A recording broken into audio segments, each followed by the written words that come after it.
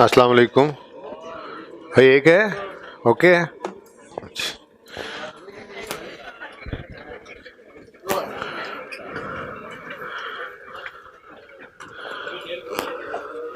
जल्दी से पास paper 10 open करें जी।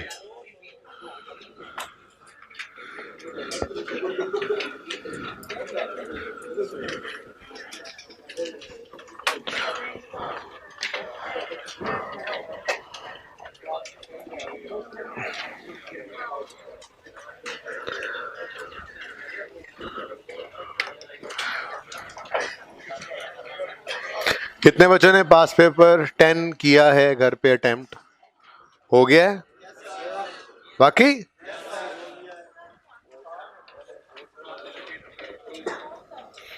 कमाल की भी टांग तोड़ दिया आपने। Following information pertains to Global Network Supplies GNS for the year ended 30 June 17। पहले तो ये देख लें कौन से टाइप का क्वेश्चन है। ईयर एंड 30 जून 17 है, यकम जुलाई 16 के डेटर्स दे रहा है, transactions for the year ended दे रहा है, सेल से रिटर्न कलेक्शंस, और फिर आगे को ढेर सारा ऐसे एक बड़ा सा कोई टेबल दे दिया, पता नहीं उसमें क्या है। बहरहाल रिक्वायरमेंट है प्रिपेयर बहते हुए ledgers for the year ended 30 June 17, trade debtors, provision for doubtful debt और बैड डेट एक्सपेंस। ठीक है, आज तीनों डेटर्स रिक्वायर्ड हैं। तो सबसे पहला काम हम किया यही करते हैं, रिक्वायरमेंट को एड्रेस करते हैं। ठीक है, ओके।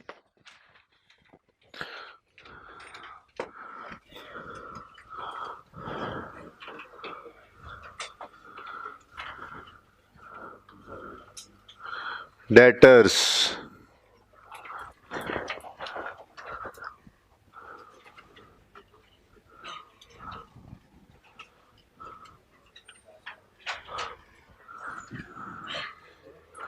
बैड डेट एक्सपेंस,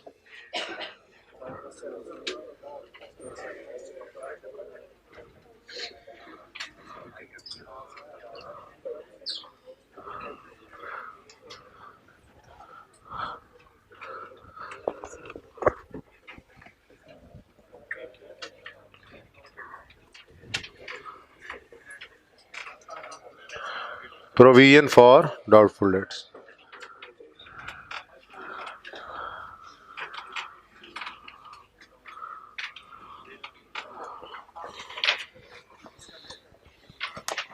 कोई बात नहीं, हो जाए। मैं इससे आगे नहीं जाऊंगा, कोशिश करूंगा इस सवाल के डिस्कशन में, फिर मिटा के दोबारा कर लेंगे। इसीलिए ये कोना छोड़ा उन कोने वाले बच्चों के लिए, वो कोना भी छोड़ूंगा। वैसे वो कोना इसलिए भी ज़्यादा यूज होता है क्योंकि वो मुझसे छुपा हुआ नहीं होता है। इधर मैं जब ऐसे लिखता हूँ तो आधी क्लास को तो बोर्ड नज़र नहीं आता, हालांकि हूँ मैं स्मार्ट सा बस।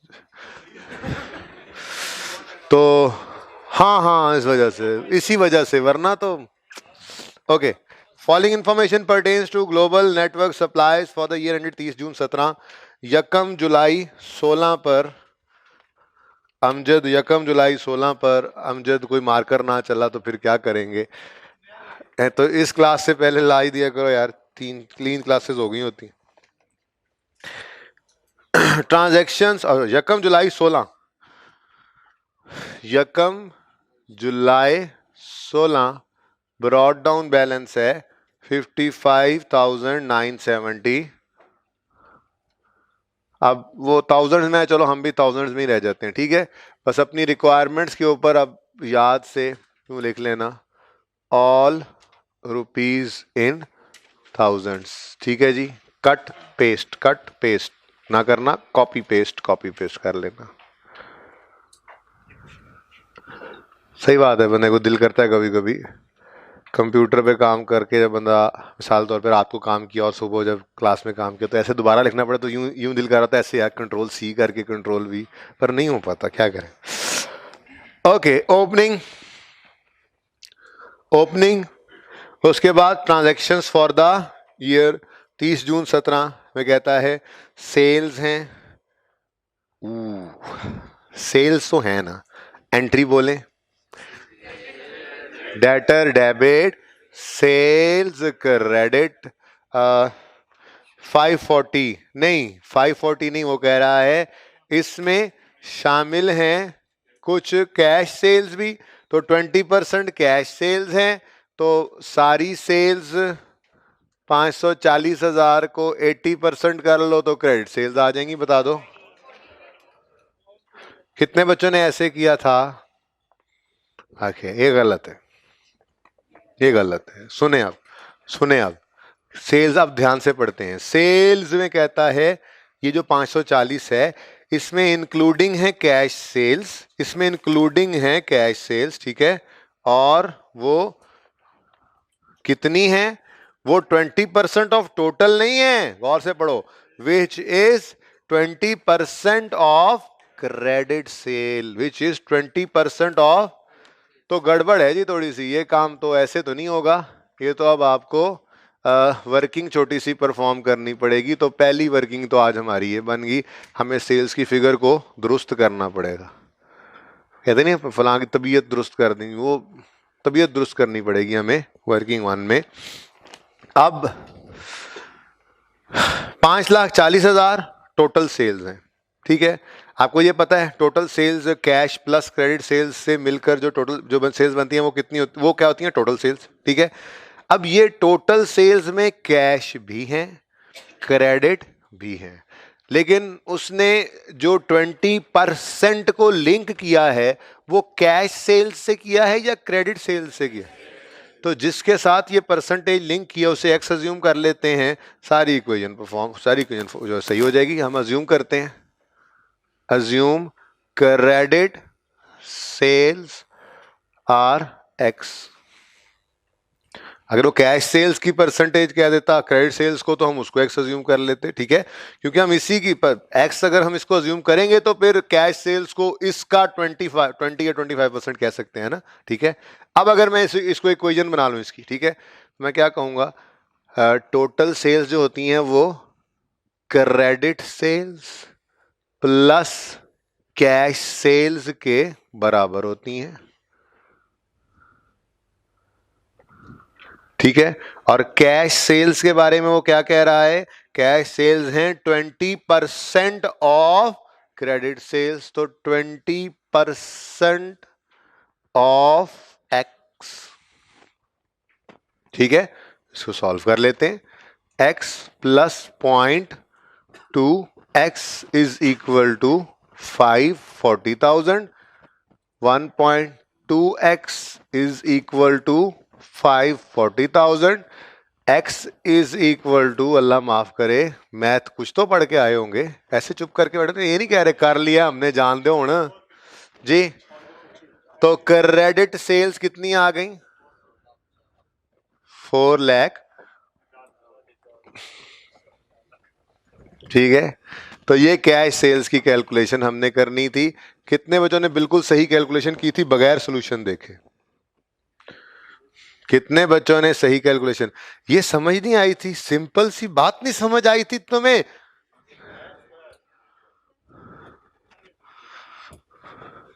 $4,50,000। जल्दी से इस एडजस्टमेंट को पढ़ें और देखें जो हमने किया आपको समझ आ रहा है नहीं। जल्दी जल्दी कर लें, शाबाश, जल्दी जल्दी। 1 जुलाई 2016, ठीक है जी। जल्दी से एडजस्टमेंट पढ़ें, जल्दी जल्दी जल्दी जल्दी एडजस्टमेंट पढ़ें, देखें कोई मसला है तो पूछ लें। कितने बच्चों ने सवाल अटेम्प्ट किया था वैसे? दोबारा जरा बताएं। चलें, शुक्र है, खैर है।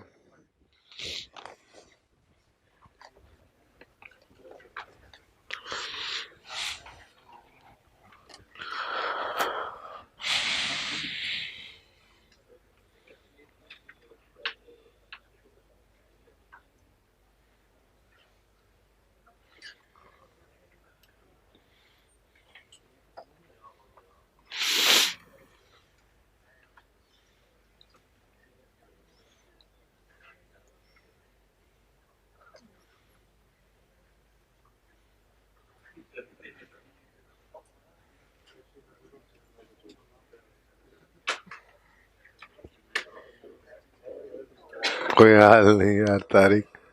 अच्छा जी, सही है, ये चलें आगे। ओके, नेक्स्ट है sale returns pertaining to credit sales, जी एंट्री बोल दें भाई, किसी को कंफ्यूजन तो नहीं है इससे? सब क्लियर है? ओके जी, सेल रिटर्न की एंट्री बोलें, sale returns debit debtors credit, कितने से? 6300। नेक्स्ट है जी कलेक्शन फ्रॉम कस्टमर्स। यही एक एडजस्टमेंट है जो काफी दिनों से हमें तंग किए हुए चली आ रही है। कलेक्शन फ्रॉम, तो इसके लिए ऐसे ही चलो वर्किंग क्या करनी, बस कलेक्शन फ्रॉम कस्टमर्स कितना है जी? 438,000।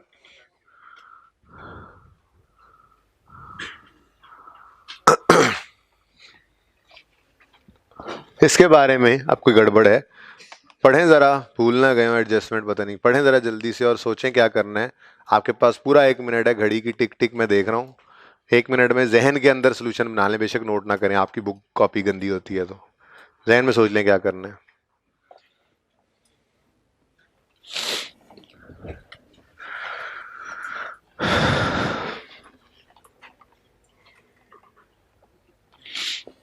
किस किसने होमवर्क नहीं किया हुआ आज वैसे? क्यों बेटा, कौन सा नहीं किया? उसका एक किया, चलो। क्या आपने क्यों नहीं किया होमवर्क यार? हाँ, और जी, और सियाली वाली लाइन होमवर्क हुआ हुआ सबका? अयाज, एजाज सॉरी, नहीं किया तुमने? तुमने कल छुट्टी भी की और होमवर्क भी नहीं किया? खड़े हो ना जरा, तुम खड़े हो जाओ तुम। ये बच्चे ने जी कल छुट्टी की है, पहली छुट्टी की है ना तुमने, शर्म आनी चाहिए तुम्हें, खड़े हो जाओ। सारा सेशन अच्छा भला जा रहा था, छुट्टी कर ली तुमने। और जी, और क्यों नहीं किया? क्यों एब्सेंट थे? क्यों तबीयत ठीक नहीं थी? कितनी को तबीयत खराब थी? एंड हो गया था, कितने पे फीवर था?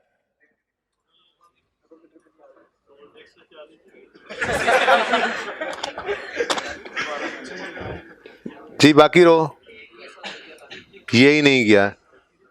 नेक्स्ट पढ़ो होमवर्क, साइड ने किया हुआ होमवर्क। बेटा दूसरी रो होमवर्क किया हुआ सारा, सारे करने होते हैं ना होमवर्क में, तो तीसरी रो, चौथी रो, सब ने क्यों नहीं किया हुआ? क्यों नहीं किया हुआ? कौन सा नहीं किया हुआ कुछ? एब्सेंट है तो होमवर्क पूछा करे ना, एक छुट्टी वाला जुर्म हो जाता है, ऊपर से होमवर्क ना करने वाला। जी जी, क्यों नहीं किया होमवर्क, क्यों नहीं किया? जी आपने नहीं ना किया हुआ, क्यों? होमवर्क होमवर्क बेटा, होमवर्क इधर इधर, छुपना नहीं है, होमवर्क बताएं सारे, होमवर्क नहीं किया हुआ, क्यों? थर्ड रो, आखिरी रो, थर्ड क्या, 1 2 3 4, फिफ्थ रो, ऐसे हो जाएगा पास पेपर। हाँ जी तू, हाँ जी, इधर तुमसे नहीं पूछना, ब्लू जैकेट से तो पूछना ही नहीं, जो मर्जी करे, इसकी तो लॉटरी लगी, मैंने नहीं पूछना, जो मर्जी कर लो तुम। हाँ भाई, छोटे कात वाले पठान, होमवर्क किया हुआ है? Next row, third last row, तारिक वाली रो, उससे पीछे वाली रो,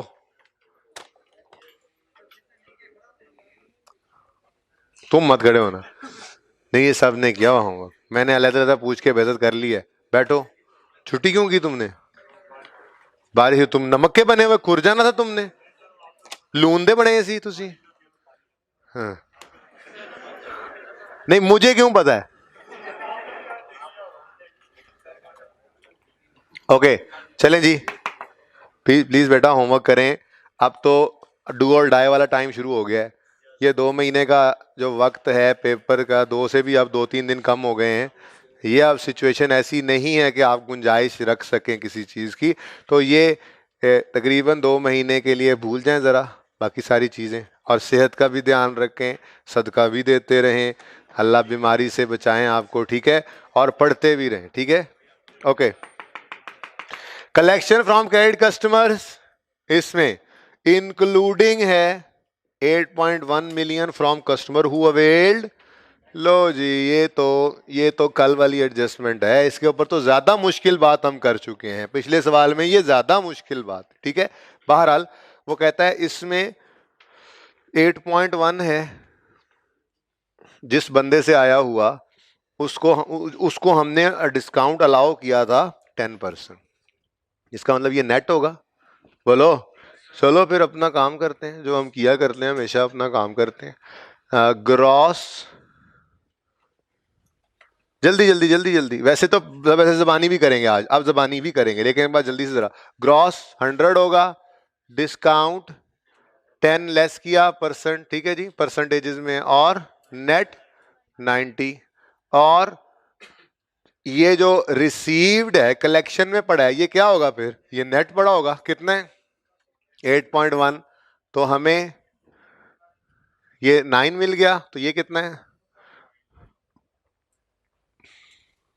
अब आपको पता है, ठीक है, कि एंट्री क्या हुआ करती है, बैंक डेबिट 8.1 से और डेटर क्रेडिट 8.1 से, और जो 0.9 होता है उसकी एंट्री होती है discount allowed expense debit debtor credit 0.9 से, ठीक है। चला आ रहा है ना डिस्काउंट साथ साथ, ये चलता जाएगा डिस्काउंट साथ साथ, ठीक है जी। तो ये दो एंट्रीज रिक्वायर्ड होती हैं, ठीक है। अब इतनी लंबी प्रैक्टिस हमने नहीं किया करनी सारी, ठीक है जी। अब हमने क्या करना है, हमने सोचना है पेपर के अंदर, ठीक है। वो कहता है 438 में ये 8100 पड़ा है, ठीक है। 438,000 में ये 8100 पड़ा है, जो आफ्टर डिस्काउंट की फिगर है। तो फौरन हमारे जहन में आया, ये तो नेट है, ठीक है, इसकी एंट्री भी तो यही होनी है। क्या एंट्री होनी है, बैंक या कैश डेबिट और डेटर क्रेडिट 8100 से। और जो बाकी है बैलेंसिंग, बैलेंसिंग कितना निकल रहा है यहां पे, और भाई 4,38,000 में से उसने 900 कहा, तुमने बोल दिया फैजान, क्या हो गया तुम्हें, क्यों पढ़ना छोड़ा हुआ है तुमने जी। 4200 जी, इसकी एंट्री क्या होगी, इसकी एंट्री बोलो, और बोलो एंट्री, कैश या बैंक डेबिट, और इसमें तो वैसे ही लड़ाई कोई नहीं, तो इसका मतलब ये अलग अलग क्यों करें। इसमें अगर पड़ा है पॉइंट, ये 8.1 अगर इसमें पड़ा है तो पड़ा रहे, क्योंकि बैंक तो डेबिट होना ही होना था, डेबिट डेटर भी क्रेडिट, इन दोनों से ही हो रहा है। ये कौन सा बैड डेट रिकवरी इनकम है कि इसमें पड़ी है तो यहां से ना निकाली तो वो डेटर को दोबारा क्रेडिट हो जाएगी। ये तो डेटर से आने वाला पैसा ही है, ये डेटर को ही क्रेडिट होना था, तो इसको कुछ नहीं कहना था, हमने इसको क्या कर देना था, सिंपली इग्नोर। यानी कि हमने एंट्री क्या पास करनी थी, कैश या बैंक डेबिट और डेटर क्रेडिट, कितने से, टोटल ही 438,000 से। ये काम थोड़ी करने बैठ जाएंगे पेपर के अंदर, अब हमने तो ये प्रैक्टिस पक्की करनी है ना, तेजी से ये काम करना है। वो कह रहा है कलेक्शंस में इंक्लूडेड है एक अमाउंट जो नेट ऑफ डिस्काउंट है, तो वही कलेक्शन में तो नेट ही आनी थी, और उसकी entry bank debit debtor credit ही होनी थी। वहां से पता क्या लगा करेगा, हाँ अगर ये लिखेंगे तो ये वाली एंट्री तो हो गई, ये एंट्री तो हो गई, ये एंट्री जो है ये रह जाएगी, तो डायरेक्ट ये एंट्री कैलकुलेट किया करेंगे। हम लिखा करेंगे 8.1 ये नेट है, 90 पे है, divide by 90 into 100, sorry divide by 90 into 10, हमारे पास फिगर आ जाए करेगी डिस्काउंट की, वो कितनी होगी 0.9, कितनी होगी 0.9, उसकी एंट्री अब हम पास कर लिया करेंगे डायरेक्ट ही। यहाँ पे हम लिखा करेंगे डिस्काउंट अलाउड एक्सपेंस 80, नहीं 900, सॉरी 900, और ये 900 कैसे निकला है जी, हमने लिखा यहाँ पे 8100, ये नेट पे पड़ा है, इसका 10 हमें चाहिए जो डिस्काउंट है, क्योंकि 8100 तो इसमें शामिल है, तो ये 90% यहाँ पे शामिल हो गया, बाकी 10 ये आ गया, पूरा डेटर क्रेडिट हो गया, ठीक है। और आपकी मर्जी, अगर फंस जाओ तो सारी का बात कर लो, ये डिस्काउंट की ये वर्किंग कर लो, दोनों एंट्रीज फौरन लिख लो, फौरन पता लग जाएगा, ठीक है। और अगर कंफर्टेबल हो, कई बार अब तो ये काम कर चुके, तो पेपर के अंदर ये टाइम वेस्ट नहीं करना, बस ध्यान से देखो। वो कहे रिकवरी में इंक्लूडेड है बैड डेट जो पहले राइट ऑफ कर दिए थे। आप कहोगे ओहो इसको नहीं, यहां पे नहीं छोड़ना, इसको निकालो, इसको बाहर, क्योंकि वहां पड़ा रहेगा तो डेटर क्रेडिट हो जाएगा। और अगर वो कह दे कि इस कलेक्शन में इंक्लूडेड है रिकवरी फ्रॉम प्रोविजन, आप कहोगे पढ़ी रहे। वो कह दे इसमें इंक्लूडेड है रिकवरी फ्रॉम अ पर्सन जिसको हमने डिस्काउंट अलाउ कर दिया, पढ़ी रहे। बात समझे हो? ये बात समझे हो? कलेक्शंस में उसने कहा इंक्लूडेड है बैड डेट रिटर्न ऑफ की रिकवरी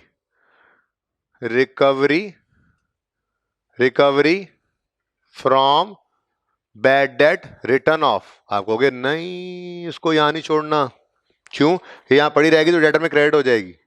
उसने कहा कलेक्शन में शामिल है, मिसाल दे रहा हूं, कलेक्शन में शामिल है रिकवरी फ्रॉम प्रोवाइडेड डेटर्स। पढ़ी रहे कोई बात, उसकी एंट्री भी डेटर में क्रेडिट ही होनी है। समझ आ रही है फैजान?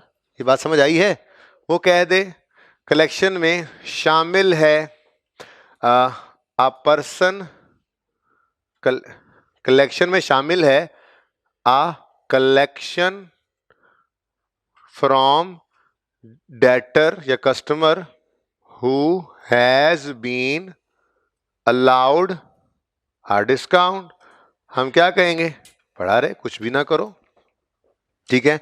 और बाकी तो वैसे ही यहीं पे रहता है। तो मेरे ख्याल में ये सारी कहानियों से पता हमें सिर्फ ये लगा कि नॉर्मली एक यही चीज आया करती है फिलहाल तक तो, कि जिसको हमें माइनस करना पड़ सकता है, इसके अलावा कोई गड़बड़ नहीं होती, ठीक है। प्रोवाइडेड डेटर्स से पैसे आए हैं तो कुछ भी और नहीं करना, डिस्काउंट वाले डेटर से पैसे आए हैं तो इसका कुछ नहीं करना, लेकिन एक एडिशनल एंट्री आपको करना पड़ती है डिस्काउंट अलाउड की, वो कर लेनी चाहिए, ठीक है। Clear?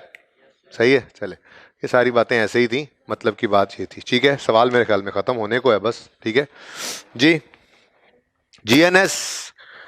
GNS maintains specific provision for doubtful debts. Maintains को अंडरलाइन कर लें। मेंटेन्स मतलब प्रोविजन क्रिएट करते हैं, मेंटेन्स मतलब पॉलिसी होती है, ठीक है ना। मेंटेन्स प्रोविजन क्रिएट करते हैं, ठीक है। अच्छा, GNS maintains specific provision for doubtful debt on the basis of assessment of its debtors. In addition, a general provision is maintained at 4% of remaining customers balance. हमें तो प्रोविजन कहीं नजर ही नहीं आई, यकम जुलाई 16 की दे देता। अगर मेंटेन कर रहा है प्रोविजन तो पिछले साल के एंड पे डेटर्स तो थे जो इस साल के ओपनिंग में डेटर्स पड़े हैं, तो पिछले साल के एंड की प्रोविजन कहां गई? तो वो मिसिंग दी। तो इस सवाल के अंदर बहरहाल हमें वो एडिशनल वर्किंग जो आज तक 2 सवालों में की थी हमने, रिक्वायर्ड नहीं होती थी, इसमें हमें रिक्वायर्ड थी। इसमें वो वर्किंग करके हमने ओपनिंग प्रोविजन निकालनी थी। कितने बच्चों ने निकाल ली थी ओपनिंग प्रोविजन? गुड, शाबाश। चले देखते हैं। The status of debtors being considered for the purpose of specific provision is as under। अच्छा जी, अब 30 जून 17 वाले बैलेंस को तो छुपा लेना ताकि आपको समझ आ सके। अच्छा जरा देखिएगा, मैं आपके लिए वर्किंग करने लगा हूं, ठीक है। वर्किंग 2 में मैं ओपनिंग प्रोविजन निकाल रहा हूं, ठीक है जी। Calculation of opening provision for doubtful debts, ठीक है जी। यानी कह लें यकम जुलाई 16 कह लें, या इसको 30 जून 16 भी आप कह सकते हैं, ठीक है। ये कैलकुलेशन हम अब करने लगे हैं, ठीक है। और कैलकुलेशन का तरीका वही है, बस डेट बदली हुई है। हम इस दिन की प्रोविजन कैलकुलेट करने लगे हैं। तो मैंने आपको क्या बताया हुआ है, आपने क्लोजिंग, ठीक है, आप ओपनिंग कह रहे हैं, यहां पे ओपनिंग लिख रही, ओपनिंग ही लें, ठीक है। ओपनिंग बैलेंस लेंगे, किसका ओपनिंग बैलेंस लेंगे? डेटर्स का ओपनिंग बैलेंस लेंगे आप। प्रोविजन की परसेंटेज लगाया करते हैं आप, फिर उसके बाद प्रोविजन इन रुपीज आप निकाल लिया करते हैं। ठीक है, अब सबसे पहले तो पिछले साल के एंड पे या इस साल के स्टार्ट पे डेटर्स कितने थे ये बता दें जी। 55975। ठीक हो गया। अब 30 जून 17 से तो हमारा फिलहाल कंसर्न ही नहीं है ना। यकम जुलाई 16 पर मेहरान लिंक्स का कितना बैलेंस है? 400। मेहरान लिंक का कितना बैलेंस है? इधर देखो 400। और ये दरम्यान में यूं ना, यूं आपने मार्कर को बॉल पॉइंट कुछ भी रख लें, ये कॉलम नहीं है थोड़ी देर के लिए, ठीक है। और ये वाला सॉरी, ये 30 जून, ठीक है। अब आगे क्या लिखता है? स्पेसिफिक प्रोविजन एज एट यकम जुलाई 16। ये जो यकम जुलाई 16 का 400 रुपए बैलेंस है, मुझे प्रोविजन की परसेंटेज उसने नहीं दी, मुझे उसने डायरेक्ट प्रोविजन की अमाउंट दी हुई है। वो कितनी है? 65। देखेंगे, जरूरत पड़ी तो परसेंटेज निकाल लेंगे, ना जरूरत हुई तो हमें क्या करना है, हमें तो प्रोविजन इन रुपीज ही चाहिए होती है। ठीक है, ओके। यहां पे हमने लिखा, पिछले साल के एंड पे ये हुआ होगा ना, less specific provision Mehran links. समझ रहे हो? नेक्स्ट आगे बढ़ो। ये 30 जून 17 वाला कॉलम नहीं है आपके सामने, ये देखेंगे एंड पे जाके, अभी तो 30 जून 17 में पहुंचे ही नहीं है हम। ठीक है जी। उसके बाद बोलान डायलिंग है 480, इससे रिसीवेबल है। स्पेसिफिक प्रोविजन बोलान डायलिंग, बैड डेट, नाम ही बैड डेट जी। 480 तुसी जी। कितनी परसेंटेज गिवन? 9%। 240 की प्रोविजन, शक था इसमें 240 का। फिर कौन है जी? खैबर केबल्स जी। 135 इनका बैलेंस था यकम जुलाई 16 को, या 30 जून 16 कह लो, पिछले साल का एंड। और इसके ऊपर हमें शक था, ये नहीं पता हमें, लेकिन हमें डायरेक्ट ये फिगर गिवन है तो अच्छी बात है, चलने दो, हमें तो इसी फिगर से कंसर्न है, परसेंटेज को हमने क्या करना होता है। ठीक है, ओके। एंड लास्ट है रावी रेज, आर आर जी। जरा शॉर्ट लिख लिया मैंने जी। वर्किंग है ना, पेपर में भी ऐसे ही कर लेंगे, वर्किंग के अंदर क्या हर बार स्पेसिफिक प्रोविजन लिखे, पूरे नाम लिखे, बट ठीक है, वर्किंग है, जाने दें। 460 है, और ये 460 का जो बैलेंस है, इस पे कोई प्रोविजन थी नहीं, फिर इसको यहां पे नहीं लिखते, लिखी स्पेसिफिक प्रोविजन के कॉलम में नहीं हुई। गालिबन ये 30 जून 17 के ऊपर इसकी प्रोविजन क्रिएट करवाना चाह रहा था, ये उसने इसलिए इसने यहाँ पर लिखी हुई है। बात समझने की कोशिश कीजिए, मैं 17 पे जाऊंगा तो फिर समझाऊंगा। ठीक है, 460 पे स्पेसिफिक प्रोविजन एज एट यकम जुलाई कितनी है इसके ऊपर? निल। तो जिस पे स्पेसिफिक प्रोविजन निल है, या तो वो लिख दे कि ये सिक्योर्ड है तो मैं 0 कहूं, नहीं तो फिर बाकियों पे भी तो निल ही है। स्पेसिफिक प्रोविजन के कॉलम में तो बाकियों का नाम भी नहीं लिखा हुआ। चलें छोड़ें, इसको नहीं लिखते। 55,975 में से ये 3 माइनस करें, आंसर क्या आता है? ये 54960 तो कहीं नहीं लिखे हो, इन पे जनरल प्रोविजन क्यों लगा रहे हैं हम, बताइए। ठीक है, तो या तो हमें ये कहे कि ये रावी रेस जो है ये सिक्योर्ड है, तो हम कहेंगे माइनस करो, 0 प्रोविजन है। ठीक है, लेकिन प्रोविजन का रेट निल है, तो मतलब स्पेसिफिक नहीं है, तो बाकियों की तरह जनरल है ना, वरना सवाल को बात कहता ना, सवाल खुद कहे ये बात। ठीक है, आप कहोगे जी सवाल ने खुद ही तो कहा हुआ है प्रोविजन निल है, तो ठीक है, सवाल ने बाकियों के बारे में तो कहा हुआ स्पेसिफिक प्रोविजन निल है, फिर सबके जनरल प्रोविजन लगाते ही नहीं है। ठीक है, तो सवाल दो बातें करता, या सवाल कहता ये सिक्योर्ड है, या कहता इस पे शक है। तो बेसिकली ना ये ड्राफ्टिंग मिस्टेक थी, इस तरह से सवाल होना नहीं चाहिए था उसूली तौर पे। ठीक है ना, ये दरअसल ना उसने अगले साल के लिए जो 30 जून के ऊपर वो उसने दिखाना था कि ये जितना था उतना ही आउटस्टैंडिंग है, देखो, और फिर इसका हमने ये करना है, ये इसलिए दे दिया था। तो इसलिए इधर देखो मैं क्या कर रहा हूं, मैंने इसको इस साल के अंदर लिखा ही नहीं यहां पर, तो मुझे ये भी नहीं चाहिए थी और ये भी। ठीक है, बात लॉजिकली अगर आप लोग प्रूव कर लें, मैं चेंज कर लूंगा इसको आपके साथ सोल्यूशन को। ठीक है, मतलब कहने का ये है कि अगर आंसर क्या बताया था 5 4, 1 मिनट के लिए जरा इधर अगर आप 460 रखें थोड़ी देर के लिए, जो कुछ बच्चों की शक्लें बनी थी वो खास तौर पे तवज्जो से देखें, देखें सब बच्चे। अगर हम 460 यहां से माइनस करते हैं तो ये आंसर क्या आता है 5 4। ठीक है, यानी ये इसमें से निकल चुका है। अब जब हमने जनरल प्रोविजन कितना रेट है लगाना है, तो इस 460 पे तो जनरल प्रोविजन नहीं लगेगी, क्या लगेगी? नहीं लगेगी। इस 460 पे जनरल प्रोविजन भी आपने नहीं लगाई, इस 460 पे स्पेसिफिक प्रोविजन भी नहीं लगाई, तो आप बताएं सिक्योर्ड है? अज्यूम करें?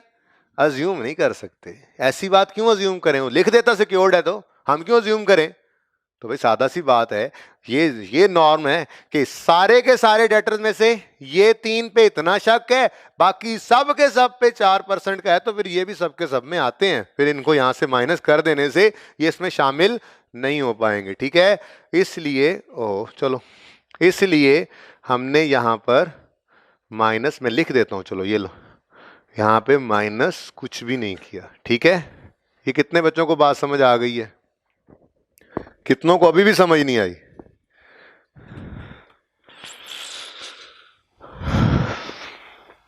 अगले साल के एंड पे चलो फिर दोबारा बताऊंगा अगर ये समझ ना आए तो। ठीक है, फिलहाल मेरी बात मान के यहाँ पे 4% लिखो जी। बताओ टोटल 21.4 अब लिखना जरूरी है। अच्छा जी, थाउजेंड्स में है तो कुछ नहीं बेटा, राउंडिंग का मतलब क्या होता है? तारिक आपने भी मिलियन की बात की, हालांकि वो थाउजेंड में है, मिलियन में है नहीं वैसे, लेकिन राउंड का मतलब यही होता है कि हमने नियरेस्ट थाउजेंड पे राउंड किया हुआ है। इसका मतलब ये नहीं होता फिगर गलत हो जाती है, फिर राउंडिंग का मतलब ही क्या है? चलें बताएं आप टोटल। वहां पर थाउजेंड्स किया कि उसने ये पॉइंट्स ही लेने हैं तो 25 बस। ठीक है, गुस्सा तो फिर गुस्सा से। ये क्या है? पिछले साल का क्लोजिंग प्रोविजन, या यूं कहें इस साल का 2598, वर्किंग नंबर 2 में 2598। जल्दी से इसको देखें, जल्दी से जल्दी से जल्दी से, 1 मिनट में, 1 मिनट में, टाइम कम है, दूसरा सवाल भी करना है, दूसरा टॉपिक भी चल रहा है अब तो साथ साथ। अच्छा वैसे वो फिगर है 54,500, ज्यादा राउंड आ रही थी है ना परेशान करने के लिए। 54,500 रिमेनिंग, आप कहते नहीं 54,500 तो राउंड राउंड लग रहा है वो से, और कॉन्सेप्ट पे रहा करो। अगले साल की प्रोविजन बनाते हैं, फिर देखना अगर समझ ना आई तो मुझे बताना है। ठीक है, चलें जी, अब साल का एंड आ गया, बोले साल का एंड, बाकी तो सब कुछ कर ही चुके थे। साल के एंड में ये एडजस्टमेंट्स रिक्वायर्ड हैं एज एट 30 जून 17। ठीक है, पढ़ें जी। अब ये देखिए, पहले तो एक ये बात समझ लें, डेटर मेहरान लिंक जैसे है, इसका 1 जुलाई 16 पर ब्रॉड डाउन बैलेंस है 400 और 30 जून 17 का ये कैरी डाउन है 320। ठीक है ना, दरमियान में क्या कहानी हुई हमें इसका नहीं पता, कितनी और मजीद सेल्स हुई, कितने और कैश वगैरह आए, कोई बैड डेट हुआ, कोई डिस्काउंट हुआ, कुछ भी नहीं पता हमें। ठीक है, इसलिए ये सारी कहानी हमारे सामने मिसिंग है, हमें डायरेक्ट उसने अब क्लोजिंग डेट पे ला खड़ा किया, इनके बारे में अब कुछ बातें कर रहा है। ठीक है, क्या कहता है? कहता है Mehran link is facing severe cash flow difficulties, therefore a provision at 30% of outstanding balance is required। अब पता नहीं पहले कितनी थी, लेकिन है स्पेसिफिक। ठीक है, इसके साथ छोटा सा लिख लें, लेफ्ट साइड पे, राइट साइड पे लिख लें, राइट साइड पे एडजस्टमेंट के साथ लिखें स्पेसिफिक प्रोविजन।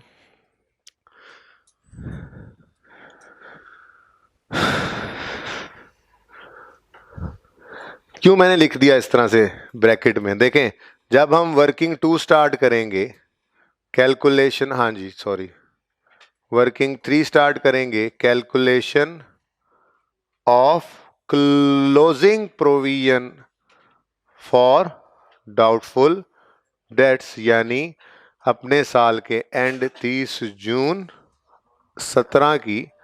तो सबसे पहले स्टार्ट में हमें क्या चाहिए होगा, यहाँ पर भी कॉलम वही यूज कर लूं। सबसे पहले चाहिए होगा हमें डाउटफुल इसका डेटर्स का क्लोजिंग बैलेंस, ठीक है जी। लेकिन वो अभी हमारे सामने कोई नहीं आया।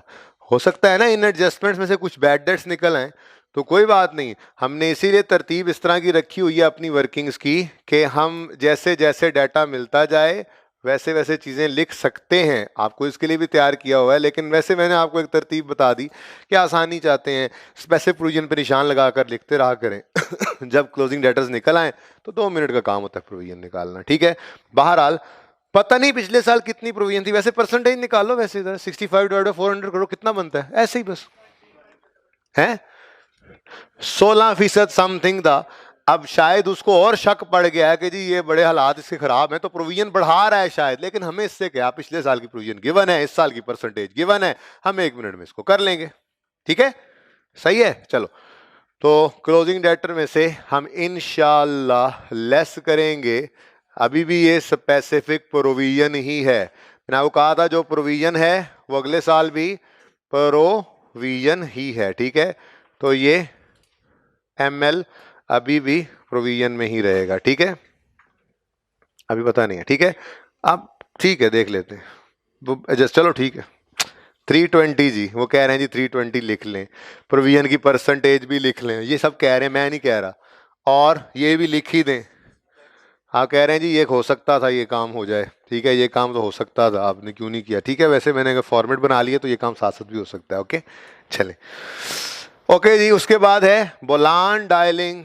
बोलान डायलिंग ओपनिंग वही, क्लोजिंग वही, ये कोई अज्यूम करने की जरूरत नहीं है, कोई मूवमेंट नहीं, हो सकता है मूवमेंट आई भी हो, सेल हुई भी हो, कैश आया भी हो, डिस्काउंट हुआ भी हो, और फिर क्लोजिंग इत्तफाकन वही हो।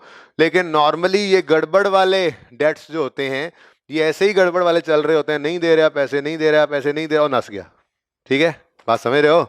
ओ कहता क्या है, वैसे 30 जून 17 पर भी वो 480 ही है, और नीचे स्टार लगा हुआ है इस फिगर के साथ, ये 30 जून 17 वाली सारी फिगर्स के साथ स्टार लगा के वो क्या लिखता है, बिफोर एडजस्टमेंट। इसीलिए तो मैंने कहा रुको जरा एडजस्टमेंट कर लें फिर एडजस्टेड डेटर्स निकलेंगे, इसीलिए कहा था, ठीक है। बहरहाल वो कहता है ये जो 480 है ना बुलान डायलिंग वाला, वो कहता है वो कहता है the entire amount needs to be written off as बुलान डायलिंग हैज बीन डिक्लेयर्ड बैंकरप्ट। जी, बैड डेट बोलो, बोलो एंट्री बोलो, बैड डेट एंटायर बैलेंस 480, ठीक है, ये ऊपर 1000 में ही है ना, ठीक है, 480,000 बैड डेट डेबिट 480,000, ठीक है जी। Bad debt written off expense, ठीक है जी, और यहाँ पे debtors, debtors bad debt, debtor का नाम ही बैड डेट था, देखा हो गया ना बैड डेट में, पहले ही शक था, उसने अपना नाम बुलान डायलिंग रखा हुआ है, असल में उसको लोग बैड डेट कह के पुकारते थे, बीडी बीडी, ठीक है। नेक्स्ट, खैबर केबल्स 135 से चल के 90 पे पहुंच चुके हैं, अब 90 उससे रिसीवेबल है, खैबर केबल से 90 रिसीवेबल है। पिछले साल की प्रोविजन पे मत गौर करो, छोड़ो बस, आपको पिछले साल 95 प्रोविजन थी और अब 90 रह गया, 95 पे शक था ना भाई, 135 में से 95 पे शक था, बाकी रिसीव हो जाने का था, लेकिन हो गए होंगे रिसीव, कुछ हुए कुछ नहीं हुए, जो भी होता है, बहरहाल वो पिछले साल की प्रोविजन गई, बस गुजर गई, वो माजी है। अब इस 90 को पकड़ो, ये सारी एडजस्टमेंट्स किससे हैं, 320 को एनसर्कल करो, पहले वाली में 320 को एनसर्कल करो, और यूं 320 को एनसर्कल करके एडजस्टमेंट के साथ जोड़ो आके, ऐसे ही 480 के साथ सर्कल करके उसको अगली जो एडजस्टमेंट वाली वो लाइनें नहीं लिखी हुई अंग्रेजी सारी, उसके साथ जोड़ो ताकि पता लगे आपको इसमें एडजस्टमेंट्स कर रहे हो, इससे रेलेवेंट बातें हो रही हैं, ठीक है। खैबर केबल्स का 90 के साथ 90 को जोड़ो साथ आके, इसके साथ द बैलेंस आगे, the balance is in respect of old disputed invoices and needs to be return, ये भी रिटर्न ऑफ, ये भी पुरानी लड़ाई वाले हैं जी। बोलें कितना कितना? 95। 95 तो पिछला प्रोविजन थी। अभी बताओ 90। 90 रिसीवेबल है तो उसको बैड डेट कह रहा है, कर दो बैड डेबिट। लो जी, डेटर का लेजर छोटा पड़ गया, मुझे तो लग रहा था ऐसे ही बस। Bad debts return off expense debit और डेबिटर्स क्रेडिट। इसका नाम क्या है? खैबर केबल्स। इनमें तो लड़ाई हो रही थी ना, इनका नाम बैड नहीं था, इनसे लड़ाई हो रही थी। ओके, नाउ रावी रेज। रावी रेज। अब ये देखो 30 जून 17 वाले, ये देखो 30 जून 17 की हेडिंग दी हुई है ना, उस 30 जून 17 वाले 460 को एनसर्कल करो और उसको एडजस्टमेंट के साथ जोड़ना, ठीक है ना? पिछले से हमें कोई लेना देना नहीं है। ओके, अब इस 460 के बारे में क्या कह रहा है वो कहता है Ravi had stopped buying from GNS. It has been decided to set off 120 payable by GNS to Ravi. अगली बात छोड़ो, ये क्या है? Contra entry. हमें नहीं पता ये कौन डेटर है कौन क्रेडिटर है, हमें सिर्फ ये पता है कि कॉन्ट्रा एंट्री हमेशा एक ही रुख पे हुआ करती है। दोनों को कम करना है तो रुख नहीं बदल सकता, नेवर एवर। तो एंट्री क्या है? Creditor debit debtor credit. आपने ये ऑफसेट को अंडरलाइन करके साथ फौरन लिख ली होगी एंट्री, इतने तेज है ना आप लोग, फौरन लिख ली होगी आपने एंट्री। सेटअप को अंडरलाइन करके आपने साथ ही लिखा होगा क्रेडिटर डेबिट डेटर। आपने तो हमादनी ना लिखा, आपने तो किताब ही नहीं खोली हुई, किसी की किताब से पढ़ रहा हूं ना सर। ओके जी, क्रेडिटर डेबिट डेटर क्रेडिट। और किस अमाउंट से? लोअर अमाउंट से। किस अमाउंट से? लोअर अमाउंट से। अब 460 रिसीवेबल है और कह रहा है 120 कोई पेएबल भी है, ठीक है होगा ना? वो पैसे नहीं दे रहा, नहीं हमें 460 देने। हमने कहा चलो ठीक है, 120 तो हमने वैसे ही तुमसे लेना था, एक तो वो गया ना, अब बाकी के ऊपर फिर शक। बात समझ रहे हो ना? तो बहरहाल ये एंट्री कितने से की आपने? 120 से। तो 120 की entry creditor debit debtor credit 120। यहाँ पे क्रेडिटर का अकाउंट लिखा, ठीक है जी। ये क्या है? कॉन्ट्रा। बड़ी एंट्रीज आ गई। मैं समझ रहा था ऐसे ही बस छोटा सा अकाउंट होगा, 4 नंबर दिए हुए इसके। चलो ओके, ये तो हो गई जी, ये तो हो गई हमारे पास प्रोविजन क्रिएट। ये तो हो गया हमारे पास जो है वो कॉन्ट्रा एंट्री। अब मुझे बताओ 460 में से समझो 120 तो गया, तो वहां 460 माइनस 120 यही फेस पे लिखो। 30 जून 17 वाले 460 के आगे माइनस 120 करके लिखो, रिमेनिंग कितना है? वो कह रहा है and make provision of 25% of the remaining balance. अब बाकी की क्या कर लो? इधर देखो, एक हुआ करता था, एमएल अभी भी है, एक हुआ करता था बैड डेट, हो गया बैड डेट। एक हुआ करता था खैबर केबल, बैड डेट। अब एक आया है रावी रेस, ठीक है जी, रावी रेस। अब मुझे बताओ इस क्लोजिंग के अंदर, इधर देखो, एक मिनट देखना जरा, इस क्लोजिंग के अंदर जो अभी यहां से निकलने वाला है, यहां से 30 जून 17 पर क्लोजिंग, हमने बैलेंसिंग निकालना है, जो अभी यहां से फिगर निकलने वाली है उसके अंदर ये 460 पे पड़ा है। क्या वो देखो, इसी 460 में से 120 माइनस हुआ है ना, तो इस क्लोजिंग तक आते आते ये कितना रह गया है? तो यहां पर जो क्वेश्चन मार्क आएगा उसके अंदर ये पढ़ाई कितना होगा? 340। इस 340 के बारे में वो क्या कह रहे हैं? 25% शक है हमें, ठीक है जी। कितना? 85 हो गया। अब बस ये निकल आए तो बकाया निकल आएंगे, सवाल तो खत्म हो गया ना। बकाया डेटर्स आ जाएंगे, उन पे प्रोविजन का जो है वो जनरल रेट लगा देंगे, ठीक है जी। 60085 ये उठा के ले आए यहां पे, 60085। वो वर्किंग नहीं है, रिक्वायरमेंट है, वर्किंग तो ये खुद है। 59425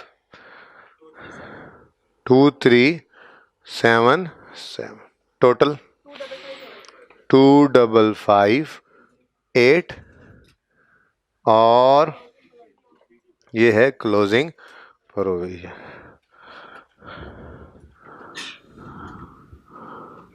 कितना है क्लोजिंग प्रोविजन में?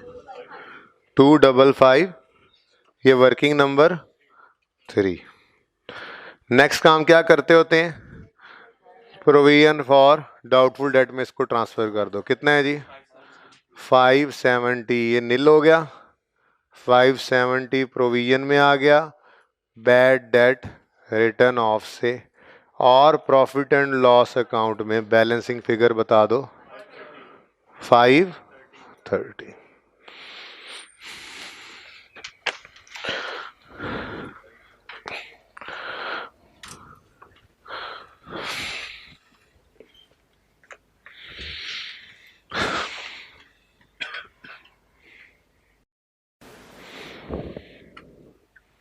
मेन फोकस अभी भी मेरा इसी टॉपिक पे, क्योंकि ये हमारा टॉपिक रनिंग में था। वो तो 7 संडे आने की वजह से मैंने करवा दिया है, जिस वजह से थोड़ा बहुत उसको भी हल्की आंच पे रखा हुआ है, साथ साथ भूल ना जाए। तो हमारे हर रोज़ तकरीबन 1 घंटा इस टॉपिक पे ही लग रहा है, 20-25 मिनट। ज़रा अच्छा है, उसको भी ज़्यादा स्ट्रेच मिल गया, रोज़ थोड़ा थोड़ा उसको पढ़ रहे हैं। कोई जल्दी नहीं है कि मैं 2 टॉपिक इकट्ठे करा रहा हूँ। मैं बैड डेट के टाइम से ऊपर आ चुका हूँ ऑलरेडी, जो मेरा प्लान था, जो होता है हर दफ़ा। मैं जितना टाइम लगाना है बुक्स ऑफ प्राइम एंट्री में, उस पर थोड़ा सा ज़्यादा लगा लूँगा आपके साथ। कोई जल्दी नहीं है, एक्स्ट्रा क्लास रख लेंगे, पर तेज़ नहीं पढ़ सकते हम, इंशाल्लाह। ठीक है, तो ये 2 साथ साथ चलने से परेशान ना हो। ये दूसरा साथ इसलिए अब करवाऊंगा, एक वाला मैं चाहता तो मैं यहाँ पर अब बैड डेट की बात शुरू कर देता, लेकिन मैं नहीं चाह रहा कि सिर्फ बैड डेट करवाऊँ, क्योंकि मेरी वो फिर संडे वाली मेहनत और कल वाली मेहनत वो ज़ाया हो जाएगी। तो थोड़ा सा काम दूसरे टॉपिक का भी करते चलेंगे साथ साथ। ठीक है, कल इंशाल्लाह बैड डाउटफुल डेट में जो अब आपने खुद देखा, रिसेंट जो टेस्ट कर रहा है क्वेश्चंस, वो मैंने आपको करवा दिए हैं। कल इंशाल्लाह मैं आपके साथ एक तो एजिंग का कॉन्सेप्ट डिस्कस करूंगा। एजिंग की बेस पे भी प्रोविजन क्रिएट की जाती है। एजिंग मतलब जितना डेट पुराना होता जाए उतना कम शक होता है नए डेट की निस्बत, है ना? जितना डेट पुराना होता जाए उतना हमें कम शक होता है। बस यही प्रोविजन है एजिंग की बेस पे। ये कल समझाऊंगा, एक कॉन्सेप्ट है एजिंग ऑफ डेटर्स की बेस पे प्रोविजन क्रिएट की जाती है। आसान कॉन्सेप्ट है। और एक छोटी सी चीज और भी हमारी रहती है, कल अगर 1 घंटे के अंदर ये बात हो गई आराम से, है तो थोड़ी सी बात ही एजिंग वाली, एक आधा सवाल हो गया आधे घंटे में, तो आधे घंटे में प्रोविजन फॉर डिस्काउंट भी करवा दूंगा। अगर ना हुआ ये वाला काम तो फिर प्रोविजन फॉर डिस्काउंट कल की बजाय परसों कर लेंगे। ठीक है, लेकिन 1 घंटे से ज़्यादा हमने डेटर्स को नहीं देना हर रोज़, बाकी time books of prime entry के लिए। भाई मुझे अमजद बैठे हुए हैं, मुझे यार क्वेश्चन ला देना। इसकी बैग्स है नहीं है, ये आप होमवर्क कर लेंगे। अब क्वेश्चन 11 जरा मुझे ये दिखाना ना, हो गया क्वेश्चन 11 के नहीं हुआ? अच्छा, सस्पेंस के अलावा कोई बात नहीं समझ आ रही तो बस ठीक है। सस्पेंस तो मैंने आपको बताया ही नहीं हुआ। वो जब रेक्टिफिकेशन शुरू होगी ना, रेक्टिफिकेशन, प्योर रेक्टिफिकेशन, मैं बाकी टॉपिक्स के साथ साथ करवाता जा रहा हूँ। एक प्योरली रेक्टिफिकेशन पे भी 2-3 दिन अभी भी हमारे लगने हैं। एक्रूअल वाली रेक्टिफिकेशन कर ली, फिक्स एसेट की रेक्टिफिकेशन कर ली, फिर भी प्योरली एक रेक्टिफिकेशन भी 3-1 दिन का हमारा काम है उसके ऊपर। तो मैं आपको ट्रायल बनवाना सिखाऊंगा, टाइप्स ऑफ एरर बताऊंगा, उस दिन फिर सस्पेंस अकाउंट आएगा, फिर जाएगा भी सही। तो ये आना जाना उसका वहीं पर देखेंगे हम, तो तब सस्पेंस की समझ आएगी। ओके,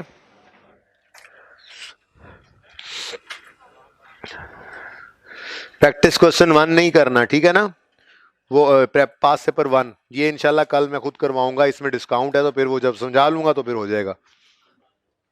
अच्छा सुन लें आप, पास पेपर 2, 3, पास पेपर 2, 3, 8, 9, 10, 11 इसमें से जो रहता है वो आपने कर लेना है कल तक। ठीक है, पास पेपर 2 आपको पुराना होमवर्क दिया हुआ है, 3 उससे भी पुराना होमवर्क दिया हुआ है, 8 करवा चुका हूं, 9 करवा चुका हूं, 10 भी आज करवा दिया।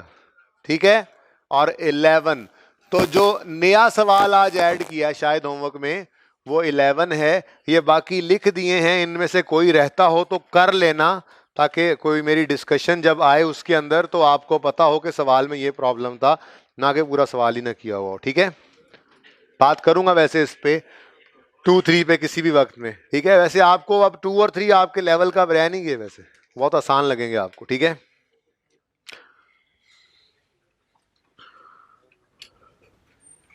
ओके।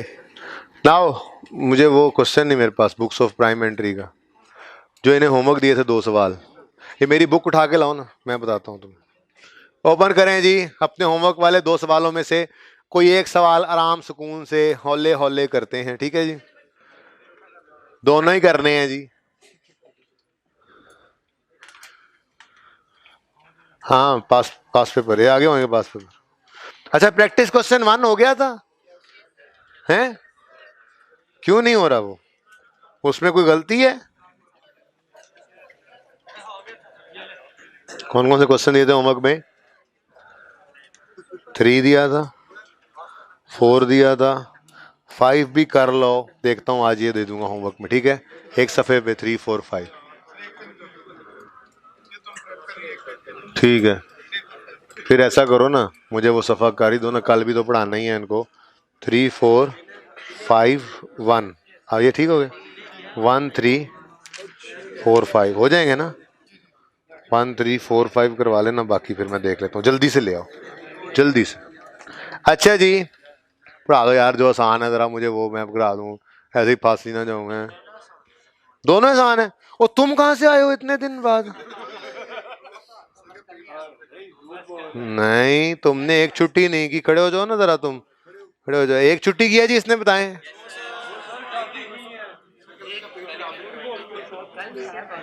परसों आए थे तुम, बैठो।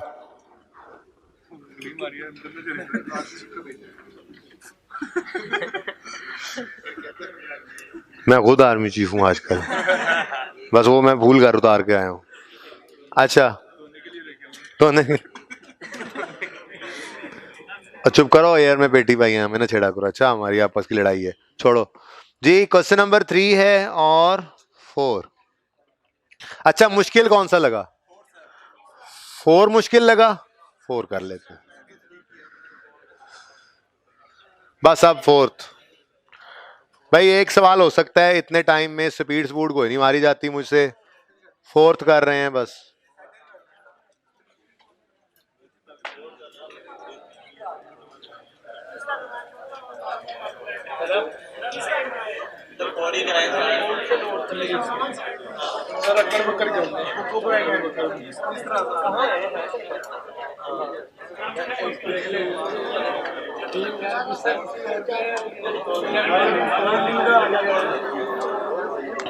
ओके जी, क्वेश्चन नंबर 4 अपने सामने रखें भाई। 3 भी होना है, 4 भी होना है, ऐसी बात नहीं है। बहुत इंपॉर्टेंट एरिया है, आप अगर गौर करें, प्लीज थोड़ा सा गौर कर लें। ओ भाई, क्या मसला है यार तुम्हें? ये थोड़ा सा गौर करने के लिए वापस आए क्वेश्चन नंबर 1 की तरफ। इसकी अटेम्प्ट पढ़ें। Autumn 15 16 marks, spring 16 10 marks, autumn 16 15 marks, spring 17 12 marks, autumn 17 13 marks, spring 18 15 marks, autumn 18 15 marks. और फिर पुराने सवाल शुरू हो गए, जो बाद में करेंगे। कुछ एरियाज उसके अंदर भी हैं जो हमने कवर करने हैं। ठीक है, तो आप देख रहे हैं एक एंड के ऊपर भी सवाल खैर से आया हुआ है। वो स्प्रिंग 19 में 15 नंबर का सवाल है। ठीक है, तो सवाल सारे ही देखने हैं, लेकिन आप इसकी रूटीन चेक कर लें। ये बहुत रेगुलरली आ रहा है, किसी को बोलता हुआ देखूंगा क्लास से बाहर अब भेजूंगा मैं।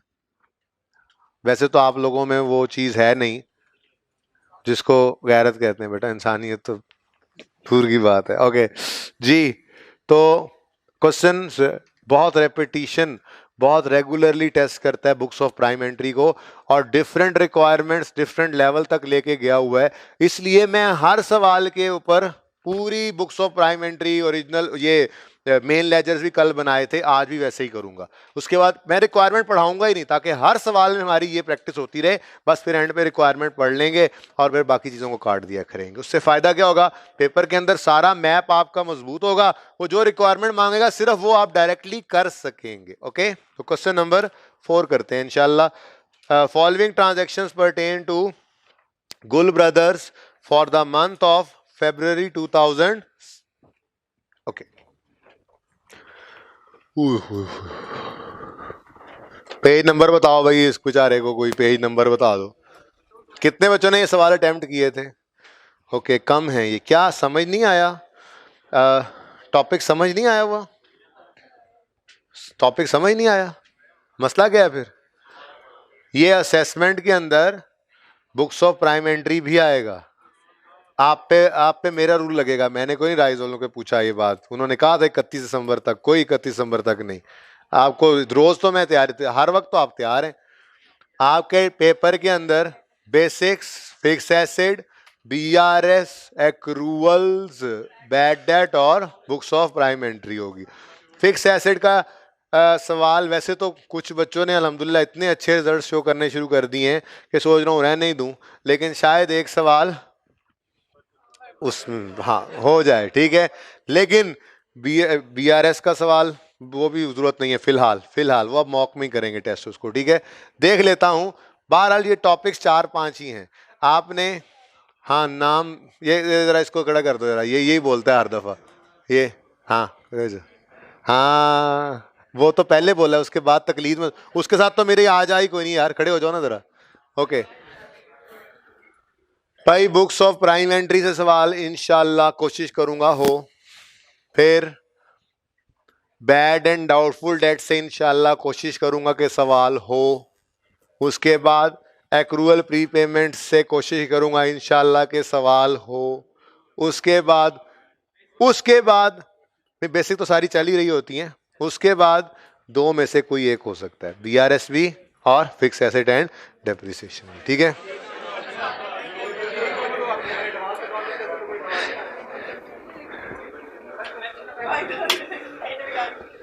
बेटा करेक्शन ऑफ एरर्स जो मैंने फिक्स एसेट में करवा दिया है तो वो आएगा।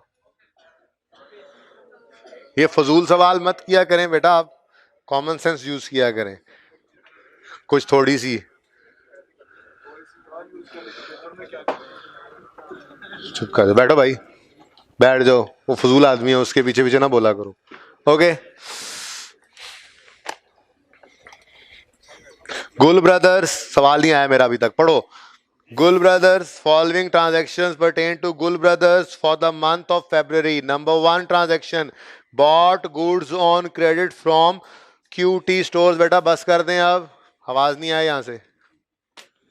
QT स्टोर्स से 295,000 की चीजें खरीदी हैं उधार पे, तो परचेज डे बुक बनेगी। ओके, यहां पे हम बुक्स ऑफ प्राइम एंट्री बनाते हैं। सबसे पहले मैं परचेज डे बुक बनाना शुरू कर रहा हूं।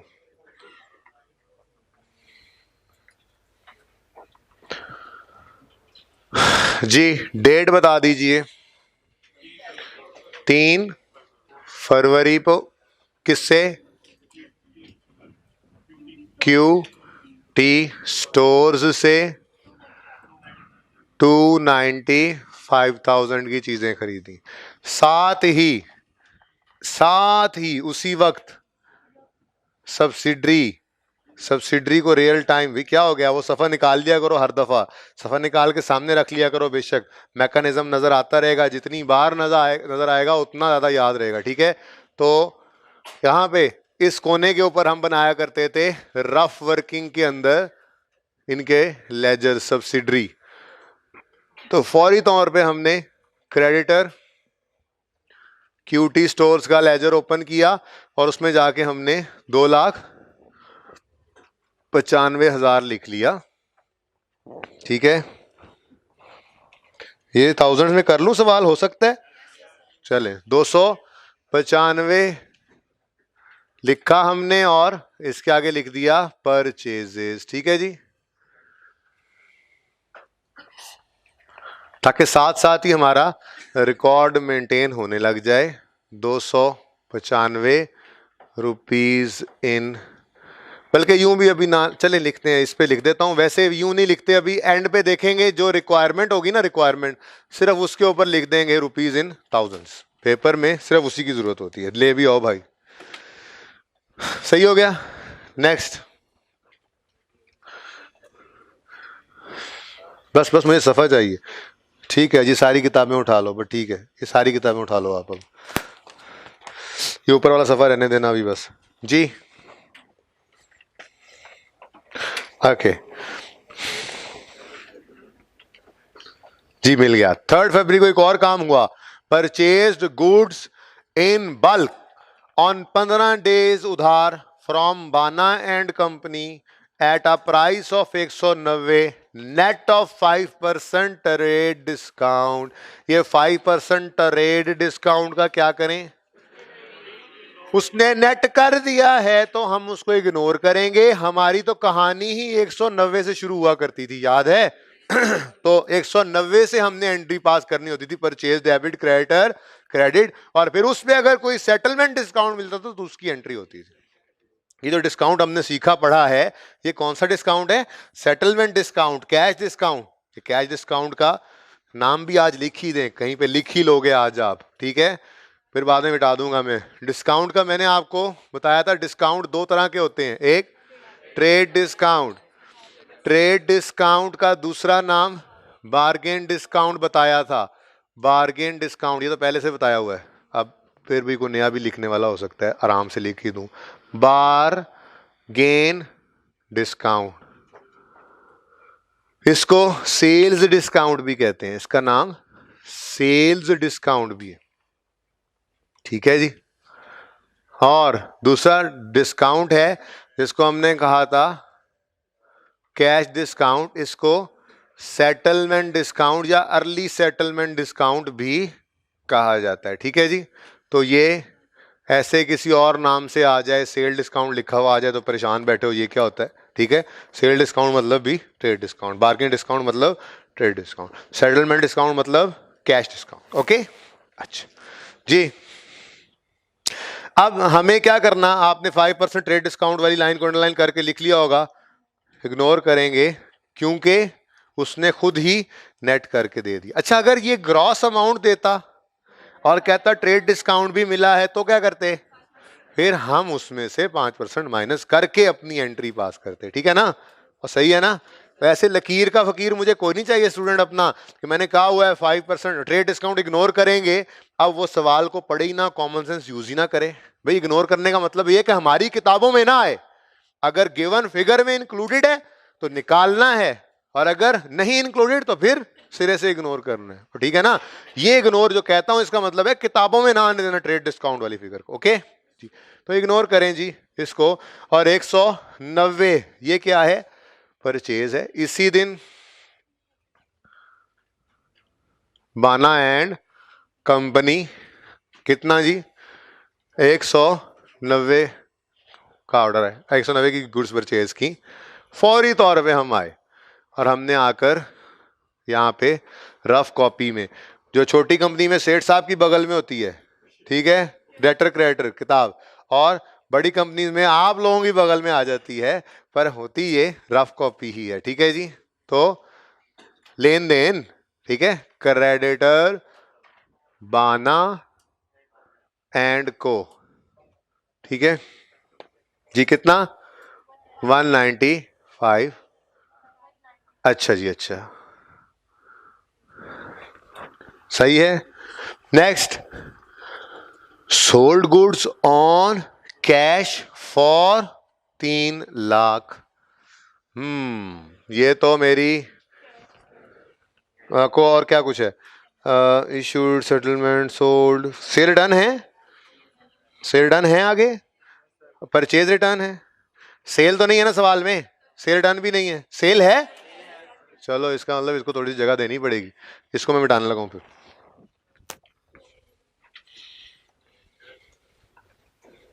Sir thank you.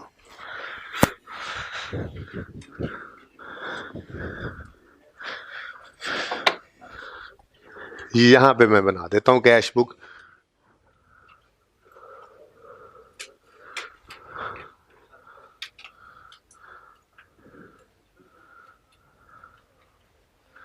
ये हालांकि कोई जरूरत नहीं है इसके बनाने की, लेकिन ये हर बार बनाने का मकसद ये है कि फिर बंदा आएगा कहे हुन दे सवाल इधरों तो पूछ की पूछते हैं, उसके बाद फिर जो वो पूछे वो सुकून से हम बता सकें, मसला ना हो, ठीक है ना। तो ये हर सवाल में मैं ये बना देता हूँ, हालांकि कुछ चीज़ें मुकम्मल ही नहीं हो पाएंगी, सर पैर भी नहीं होगा, मैं खुद से आपको बता के समझा के कि हाँ जी ये इस तरह से है, ताकि आपका कोई सवाल इस तरह से ना हो, ये कॉन्सेप्ट इस तरह से ना हो आपका कि बस ठीक है जी, हाँ इस सवाल में ये किया था, उस सवाल में वो किया था। ऐसे बच्चे तो मुझे जहर लगते हैं, ठीक है। इस सवाल में ये किया था और वो याद कर लें सवाल, कॉन्सेप्ट याद करें, इस सवाल में ये कॉन्सेप्ट अप्लाई हुआ था, उस सवाल में वो कॉन्सेप्ट, ठीक है। तो मुझे शक्कर लगते हैं ऐसे बच्चे, ठीक है जी। कैश बुक, अच्छे जी। क्या तुम हाजी साहब का नाम क्यों ले रहे हो? हाजी साहब शक्कर हैं, हाजी साहब तो गुड़ हैं। ओके, गुड डेटर जी। सोल्ड गुड्स ऑन कैश, चीजें बेची हैं कैश पे। तो मैंने आपको कहा था कैश की ट्रांजैक्शन क्या है, और ये कैश बुक है, इसको बुक्स ऑफ प्राइमेंट्री में रखो चाहे मेन लेजर्स में रखो, दोनों जगह इजाजत है, किताबें दोनों जगह इसकी इजाजत देती हैं, ठीक है, जहां मर्जी रख लो। तो हमने इसको यहीं पे रख लिया था प्राइमेंट्री में, और इसीलिए तो इसके क्लोजिंग उठ के ट्रायल में गए थे। अगर ये बुक्स ये मेन लेजर्स का पार्ट ना होती तो इसका क्लोजिंग उठ के ट्रायल में क्यों जाता? फिर इसकी डबल एंट्री हो रही थी, यानी कि जो एंट्री का क्रेडिट इसमें पड़ता था, दूसरी तरफ मेन लेजर में सिर्फ डेबिट शो करते थे। जो एंट्री में इसका डेबिट पड़ता था, मेन लेजर में सिर्फ क्रेडिट शो हो रहा होता था। इसीलिए तो इसको कहा था ये दोनों जगह हो सकती है, ठीक है। तो ये मेन लेजर भी में भी हो सकती है, और ये बुक्स ऑफ प्राइम एंट्री में बड़ी हो सकती है, ये दोनों कमरों में बड़ी हो सकती है किताब। ओके, सोल्ड गुड्स बैंक में या कैश में? ओके, कितना? अब मुझे नहीं पता, चलो मैं ओपनिंग की जगह भी छोड़ रहा हूँ, 300 ओपनिंग हो तो फिर सारा सवाल पूरा हो जाए, इस तरह से बता दूंगा एंड पे, ठीक है। यहां पे हमने लिखा, लेकिन अभी डबल एंट्री नहीं की, ठीक है, सही है ना? ओके, उसके बाद क्या है, ये किस दिन हुआ? 18 फरवरी है, 8 है, 8 फरवरी, 8 फरवरी पे सेल्स, ठीक है जी। Okay, next next, issued a check of 90 to XYZ in full and final settlement of an old outstanding balance of 100. Issued a check, issued a check, हमने चेक इशू किया है, यानी हमने पेमेंट की है, और यानी हमें डिस्काउंट मिला है। तो पेमेंट पेमेंट इस तरफ आएगी, ठीक है। क्रेडिटर का नाम लिख देते हैं XYZ। अब देखते हैं वो क्या कह रहा है। वो कहता है कहाँ गया, हाँ, इशूड अ चेक ऑफ कितना? Issued a cheque of 90, issued a cheque of 90 to XYZ। फौरन हमने आके कहा भाई कोई XYZ भी होगा, होगा कोई XYZ? अच्छा, अब वो मैंने देखी थी, ठीक है, मुझे किसी बच्चे ने इनफैक्ट वो भेजी थी 2-3 दफा, तुमने नहीं किसी और ने भेजी थी, तुम तो यही कहते रहो देखना सर देखना सर देखना सर, हैं। वो एक बच्चे ने कहा सर मैं आपको भेज दूंगा, फिर उसने मुझे वो व्हाट्सएप की थी। ओके, वैसे मजे की चीज है, आपस की बात है। ठीक है, ये तभी पीछे वाले बच्चे बैठ के कह रहे होते हैं, बल्कि उसकी तो काफी मीम्स भी बनी हुई हैं, बहुत ज्यादा। वो अब मुझे पता चला है कि वो उसकी मीम्स क्यों बनी होती थी, ठीक है। वो बैक बेंचर्स के बारे में अक्सर लिखा होता है कि वो साथ करो तो शोर मत करें, तो फिर पीछे से आवाज आती है ये तो होगा। अच्छा, चलें चलें, गुड, शाबाश। ओके, 10 मिनट 11 मिनट रह गए हैं, सवाल की तरफ भी तवज्जो दें। कैश बुक में क्रेडिट हो रहा है, यहाँ डेबिट होगा, बैंक लिख तो दें, ठीक है। ओके जी, अब अगली बात देखते हैं। वो कह रहा है हमने इसको पेमेंट की है और ये फुल एंड फाइनल सेटलमेंट है ऑफ अ डेट ऑफ 100, मतलब 90 दिया तो 10 माफी मिली थी, वो माफी डिस्काउंट क्रेडिट, क्रेडिटर डेबिट। अलग अलग कर लेते हैं। ये तो फायदा है इस कैश बुक के अंदर कॉलम डालने का, फौरी तौर पे एंट्री हो जाती है, आसानी से हो जाती है। ठीक है, और भाई सही है। अब वो क्या कह रहा है, वो बेसिकली कहना कुछ यूं चाह रहा है, शायद 100 रुपया इसका होगा पेएबल। ठीक है, उन्होंने कहा 90 पे कर दो माफी, तो उन्होंने कहा 100 रुपए देने थे अगेंस्ट अ डेट ऑफ 100, 90 दिए, ये फुल एंड फाइनल सेटलमेंट है। का मतलब क्या है, 100 वाले डेट को सेटल उन्होंने 90 वाले 100 वाले डेट को फाइनल सेटलमेंट कितने में मिल गई, 90 में, तो 10 हमें क्या हो गए हैं, माफ। ठीक है, तो ये 10 की एंट्री अलग कर लो, इकट्ठी कर लो, आपकी मर्जी है। क्लोजिंग में कुछ भी नहीं बचा XYZ का, क्योंकि फाइनल सेटलमेंट होगी इनके साथ। ओके, चल अगेन ये रिक्वायर्ड थोड़ा ही है, बस बनी जा रही है तो बनाई जाए, फिर देखते हैं क्या करना है, क्या क्या रिक्वायर्ड है एंड पे देखेंगे। अभी तो मैंने रिक्वायरमेंट इसीलिए पढ़ाई नहीं, पर्चे में ऐसे नहीं कर लेना खुदा के लिए। पर्चे में आप लोगों ने पहले रिक्वायरमेंट पढ़नी है, लेकिन पर्चे के लिए आपकी रिक्वायरमेंट पढ़ते ही फौरन आपके दिमाग के अंदर सारा मैप आ जाए और आप फौरन ये काम कर सकें और रेलेवेंट चीज को सिंगल साइड पे लिखते हुए परेशान ना हो, इसलिए मैं ये सारा कुछ करवाता हूं आपको। ठीक है ना, okay next. Sold goods on 15 day उधार to Kavi for 275, Kavi would be entitle to, sir Kavi sorry sir Kavi would be, Kavi साहब के ऊपर सवाल बना हुआ है भाई, आई कैप। Sir Kavi would be entitle to 2% discount if payment is made on the due date. जी सेल डे बुक है, सेल डे बुक है, बोलो क्रेडिट सेल है ना, सेल डे बुक में आएगी एंट्री।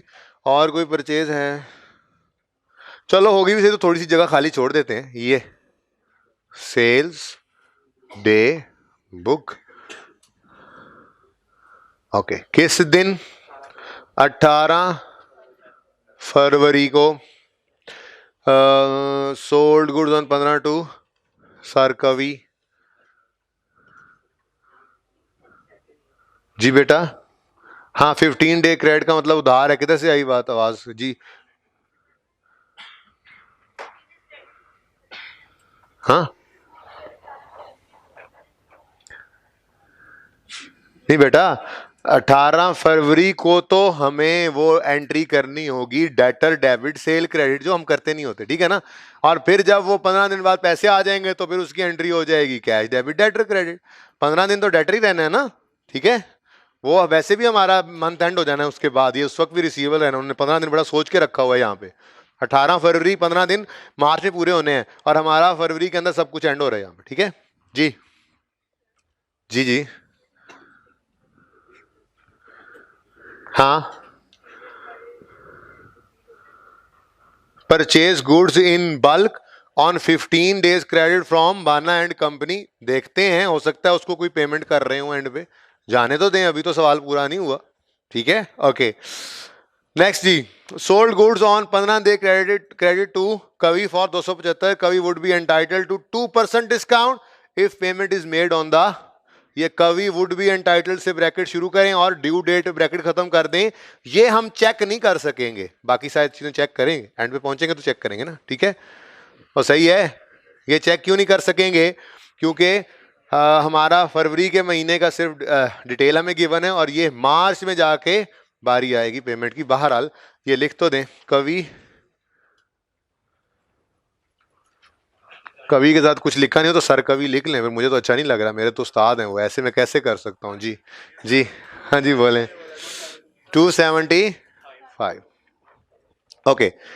उसके बाद मैंने कहा कवि एंड कंपनी, कुछ ऐसी बात लिखी हो फिर भी था।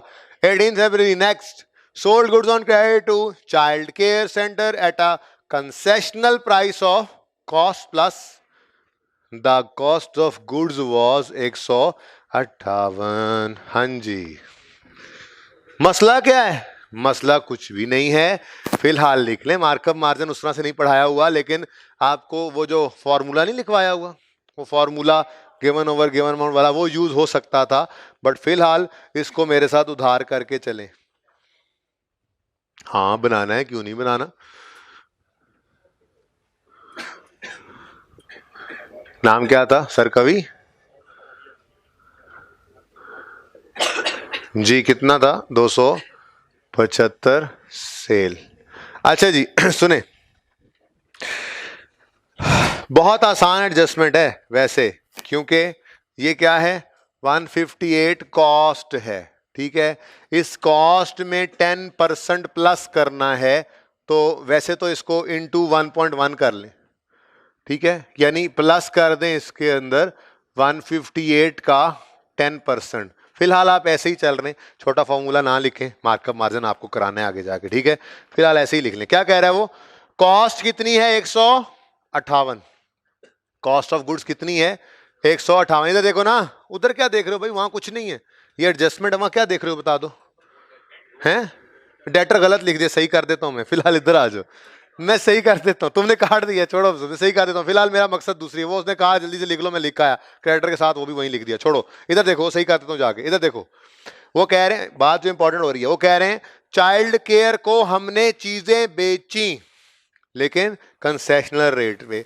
अब वो कंसेशनल रेट वाली फिगर खुद बता देता, वो कहने लगा नहीं, वो किस पे बेची हैं जी हमने, जितने की हमें पड़ी थी उसके ऊपर 10% लगा के, बाकियों को शायद जितने की मिलते हो 20%, 25%, 30% पे बेचते हो, 100 वाली चीज 130 की बेचते हो, 120 की बेचते हो, लेकिन चाइल्ड केयर को हमने, ये कोई होगी, कोई एनजीओ होगी, कोई बच्चों के काम करने वाली को जो है वो इदारा होगा, तो हमने उनको 10% पर सिर्फ, कंसेशनल रेट इसी को कहते होते हैं। कंसेशन का मतलब ये कहता नहीं होता कि कारोबारी आदमी जो है वो नुकसान पे बेचता है चीज, वो अपने प्रॉफिट मार्जिन को कम कर लेता होता है बस, ठीक है ना।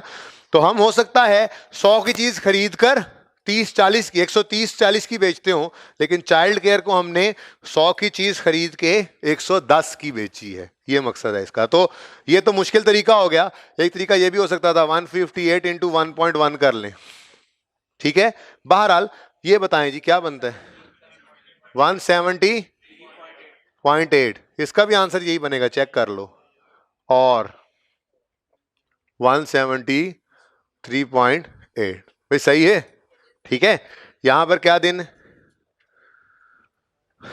है, 18 ही है, 18 फरवरी को चाइल्ड केयर, इधर देखो वो वर्किंग यहीं पर शो करेंगे, वैसे लगनी जाके किया करेंगे। 158 तो कॉस्ट थी, उसको कॉस्ट प्लस 10% पे बेचा हमने 173.8, ठीक है जी। तो डेटर डेबिट, सेल क्रेडिट, ये गलती सही कर लूं, उसके बाद यहां पर डेटर नया आ गया, डेटर चाइल्ड केयर जी, कितना 3 ठीक हो गया जी।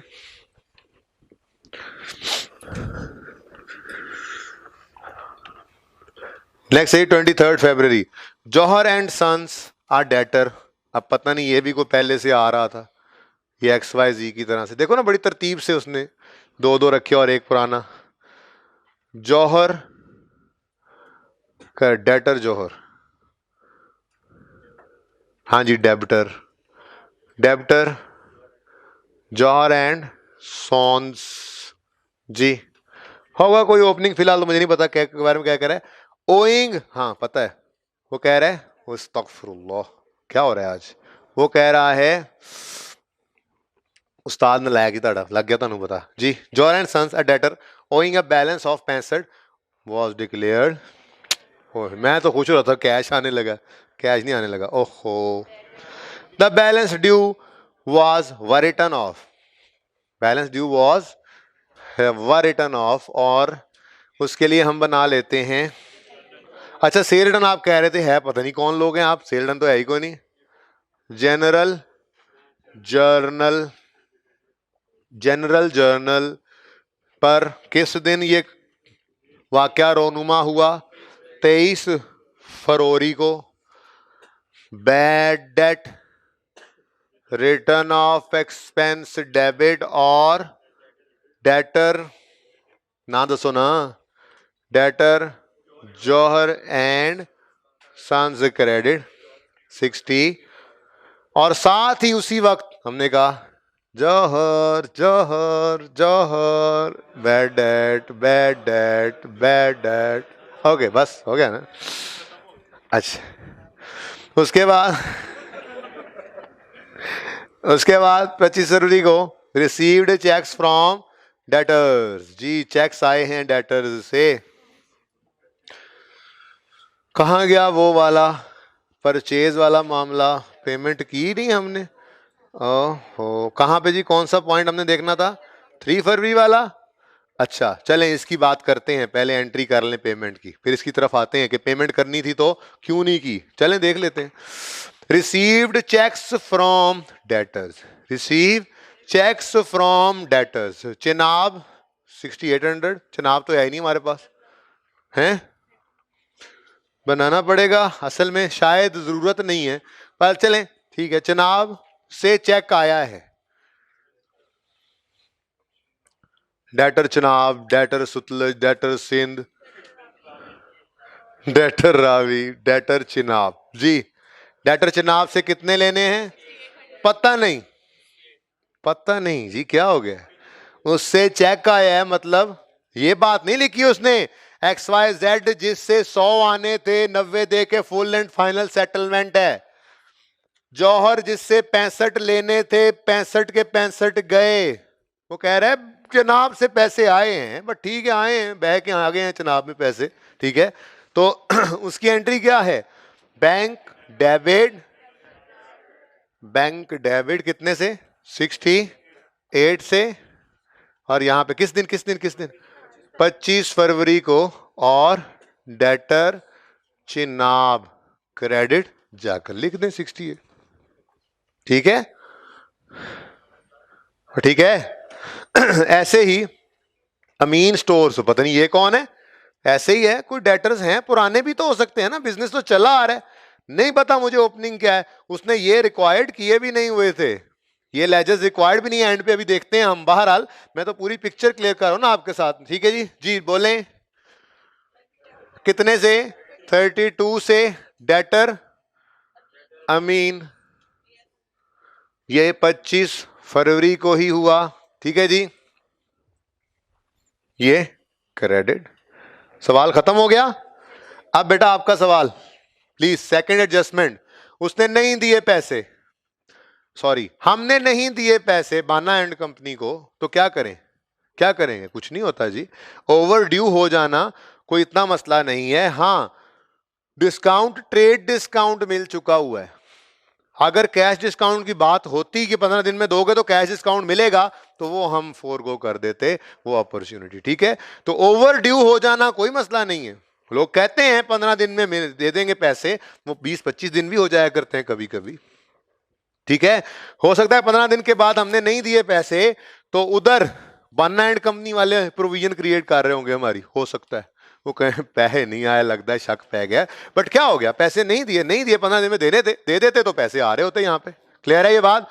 तो सवाल खत्म है जी। अब इधर देखें, सवाल खत्म हुआ चाहता है, बैंक में ये डेबिट, चलो सेल्स से ही काम शुरू करते हैं। परचेज टोटल कर दो, सेल्स टोटल कर दो, परचेज टोटल करो 485, सेल टोटल करो 448 पॉइंट, ठीक हो गया। ये पहले एंट्रीज कर लो, ये अब इधर हमारे मेन लेजर्स हुआ करते हैं। डेटर का भी होना ही है, debtor control account brought down, पता नहीं कितना है, सवाल में ये रिक्वायर्ड नहीं शायद, इसलिए ये एंट्री तो पढ़नी है इस मंथ की। 448.8 से डेटर डेबिट, इधर देखो सेल्स क्रेडिट, मंथ एंड में डेटर कंट्रोल, एक ही बार डेट लिख लो मंथ एंड की, ठीक है। आगे क्या है जी? Purchases, purchases creditors control account, हाँ जी। एंट्री मंथ एंड पे 485 purchase debit creditor control credit, ठीक हो गया, डन डन। मंथ एंड पे bad debt expense debit debtor जी, यहां पे बैड डेट एक्सपेंस, ठीक है। मंथ एंड पे एक बार एंट्रीज कर रहे हैं। बुक्स ऑफ प्राइम एंट्री से सारी एंट्री उठ गई, सिर्फ कैश बुक रह गई है। कैश बुक रह गई है।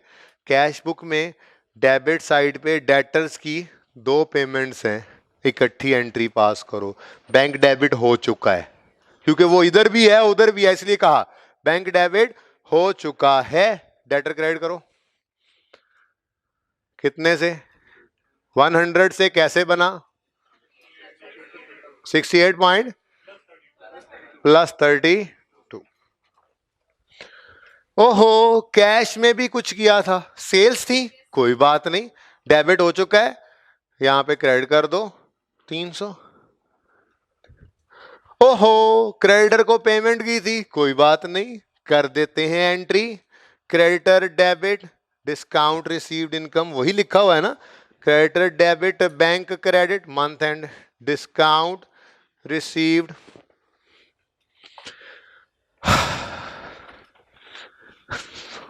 अब देखते हैं रिक्वायरमेंट क्या थी, क्यों इतनी परेशान शक्लें बनाते हैं। ये सब कुछ रिक्वायर्ड थोड़ा ही था कि बैलेंस होने लग जाए चीजें। पढ़ें जी।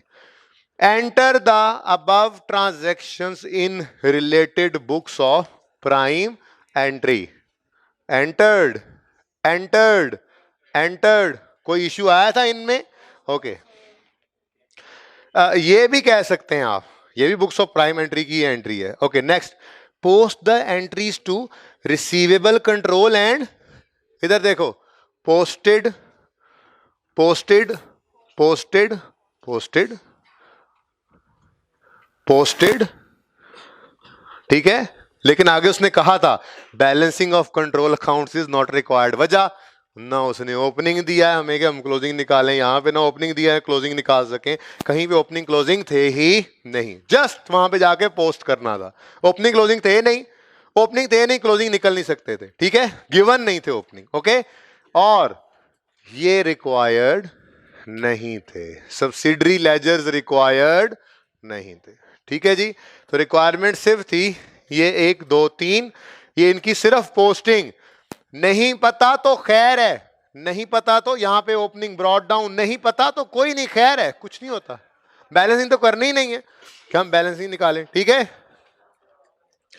एक सवाल ये वाला आप दोबारा करेंगे, आप चौथा, तीसरा ऑलरेडी आपका होमवर्क है, पांचवा ऐड कर लें उधर से, ठीक।